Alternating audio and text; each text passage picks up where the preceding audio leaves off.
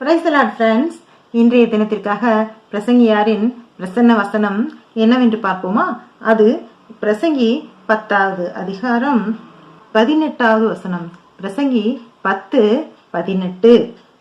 மிகுந்த சோம்பலினால் மேல்மச்சு பழுதாகும், கைகளின் நெகிழ்வினாலே வீடு ஒழுக்காகும்.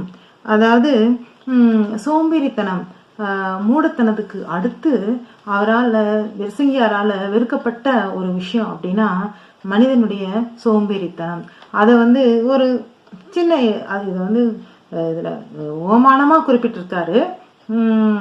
அதாவது வீடு சோம்பேறி மேல்மச்சில போய் தூங்கிக்கிட்டே இருந்து அவனுடைய வேலையை சரியாக செய்யாவிட்டால் அவனுடைய மேல்மச்சு, அவனுடைய வீடு பழுதாகும். மேலும் வேலை செய்கின்ற போது, வீடு கட்டுகின்ற போது சோம்பேறித்தனப்பட்டு சரியாக செய்யாமல் கையை என்ன சொல்லியிருக்காரு, கைகளின் நெகிழ்வினால், கைகளை நல்லா இழுத்து கட்டு, அதாவது சரியானபடி பூசுறது, இந்த வேலைகள்லாம் சரியா செய்யாம ரொம்ப அசதியா சோம்பேறித்தனம், ஆமா எதுக்கு இதை செய்யறோம் அப்படின்ற மாதிரி சலிப்போட செய்யப்பட்ட வீடு ஒழுக்காகும். அதாவது ஒழுங்கற்றதாக, வீட்டில் அங்கங்க மழை பெய்தால் ஒழுகிறது, அந்த மாதிரி வீடு ஒரு முழுமையான சரியான வீடாக இல்லாமல் அவனுடைய வேலை தவறான சோம்பேறித்தனமான வேலையினால. இது வீட்டை மட்டும் குறிப்பிடலை.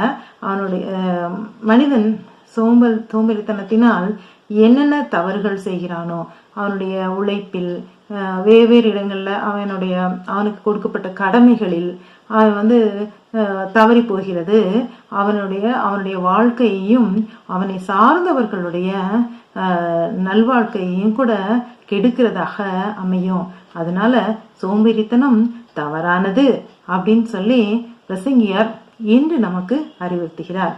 மீண்டும் நாளை இது போன்ற ஒரு சிறந்த அறிவுரை வசனத்தோடு நான் உங்களை சந்திக்கிறேன். அதுவரை கர்த்தரின் அன்பு நம் அனைவரோடும் இருப்பதாக. அல்லேலூயா.